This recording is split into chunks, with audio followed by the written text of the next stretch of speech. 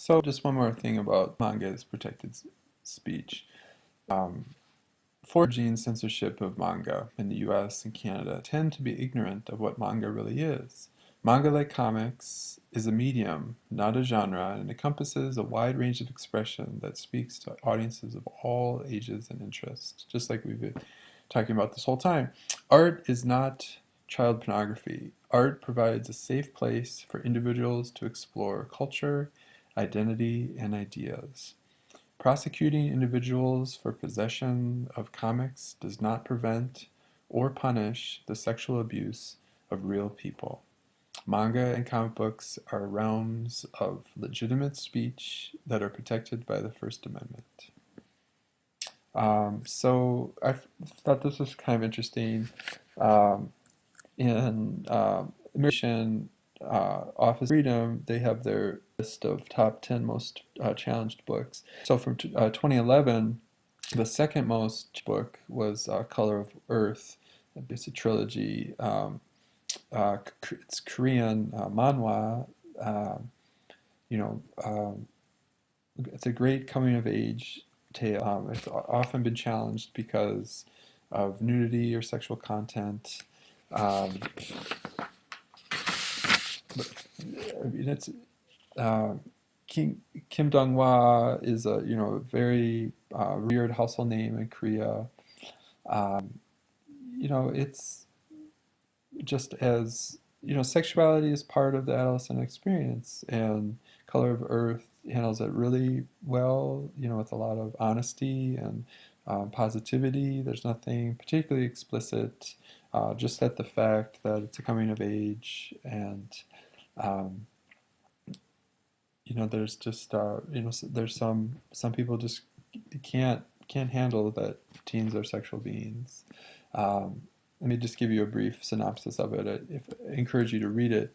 Um, Eva grows up helping her widowed mother run the local tavern, watching as their customers, both neighbors and strangers, look down on her mother for her single lifestyle. Their social status isolates Iwa and her mother from the rest of the people in their quiet country village. But as she gets older and sees her mother fall in love again, Iwa slowly begins to open up to the possibility of love in her life. Just a really beautiful coming of age story in rural Korea. Just some other sort of all-time most challenged books. Captain Underpants, The Hundred. Some would say it's just as we've talked about, is it a comic book? Is it, text? Is it not challenged all the time? And it's mostly because of sort of, uh, oh, it's gross. It's not appropriate. Here's the my experience with parents is that kind of the questioning authority, making the principal um, into Captain Underpants. It That's been the biggest complaint I've personally had, is that it's um, that they're worried that their children would read Captain Underpants and then not want to listen to their teachers or their parents or their administrators. Um, Different people have different reasons for wanting to ban things, but every year Captain Underpants is on lists and lists and lists. Another one we've talked about, Bone. I was sort of confused. I mean, those of you who read Bone, I mean, I think they're often put in elementary collections, and they can be very complex. Um, but it's also one of the most commonly challenged books. And when I've looked at some of the specific ones, partly here you can that one of the characters is smoking, that there's drinking, and so to have something where the characters are smoking. The idea is, oh, children will see that and then they'll, want to start smoking. And as we've said, parents get to decide um, what's appropriate for their children. But the problem is when parents say, no one should no one should have to, no one should read Bone. Bone is not, should not be in a school library. It should not be in public library because it has no, no merit. And, it's just a very different challenge versus I will choose not to read this, or my family will not read this, versus no one should be allowed to read it. But just challenged all the time. I think last year it was the 10th most challenged book. And the reasons were political viewpoint, racism, and violence. And, sometimes it's sort of hard to know, like what races are they talking about? These are anthropomorphic, whatever, cartoon characters. But that's for the person who wants to challenge it to decide. Another one often challenged is Sandman, and in here I just wanted to make the point that I if someone wants to move or say, hey, this is in the teen section, I think this is really adult, or this is in the kids section, I want to be teens. I think that's a very different type of challenge. That's not saying it can't stay in the library. It's saying maybe it's not the right audience, and I appreciate those conversations, and I think librarians are always willing to look at what's the most appropriate age range. And I have Sandman listed here because I do feel it's an adult title. It can be very very violent and very, I mean, this sort of launched DC's Vertigo titles. Vertigo is is an adult comic imprint, and so I have no problem if Sandman, was in the young adult section, and someone said, hey, this is really explicit, and going, okay, we're not getting rid of it, but yes, it's a convincing argument. We can move it, up to adults. So, what do you do, or what are the best ways what resources and what tools do you need to sort of support? And here's my library system. It is very, very important to have a protested material policy. We talked about having a collection development policy a few years ago. So you have something public, like here's how, this is how and why we have what we have, and then there needs to be very specific ways to format to be able to protest things. So here's ours. Any Ramsey County Library patron has the right to protest the presence of any materials found in the library's collection. Protests will be reviewed by a committee of librarians, make a recommendation to the library director. Director will make a decision as to the disposition of the processed material. The patron may appeal the director's decision to the library board, which will be final. So very clear. And I would say, and maybe your experience too, I would 90% of challenges to material end in a conversation. People do not want to do, the work to, they would rather have it be done quick and, express their dismay or their outrage. And if something doesn't happen immediately, like that's enough. It doesn't go further than that. And so then what we have is a form, electronically or in print, where we ask them to fill this out to then, if we're going to reconsider it. And so the first one, do you represent self-organization?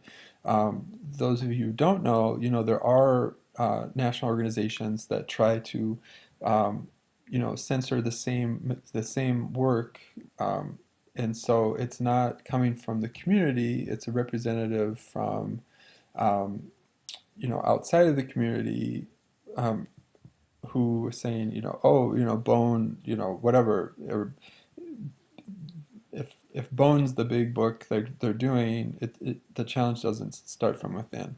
And so we also ask, what, kind of that, did you actually read it? That you would be surprised that there's people that want to ban things that have never read the material, and also to at least have them do some critical thinking, where what do you think the theme of it is, and and specifically, what do you object about it, and do you think it has value, and are you aware of any professional opinions, and what would you like the library to do? All putting the work on the patron is really the best way to at least have that chance of considering um, that they need to spend the time, if it gets to that point, to be able to do it, and then be able to follow up with them, and to have all these levels of, um, I mean, uh, we've never banned a book. We feel that would present, um, it's a dangerous precedent for us. Um, the luxury of being in a large metropolitan area, where we are comfortable saying, just as I started this this lecture about, like, there are plenty of things in this collection that will offend people, and we're okay with that. We want the range of expression, and if you don't like it, don't read it, and in a more eloquent way. But that's how we would, back up those things. So say you need some more support. ALA does have the Office of Intellectual Freedom with full-time staff. They've been around for decades, and they are, great with the ideas of intellectual freedom. The Library Bill of Rights, about their basic policy on access to libraries and library materials. It's a great resource. And then there's also some committees that would have, there's an intellectual freedom committee that the different associations, some are appointed and some can be put onto it. So this is more, this is a volunteer committee where they're also doing, the work to recommend to safeguard the rights, and to do, sometimes specific work about intellectual freedom and censorship.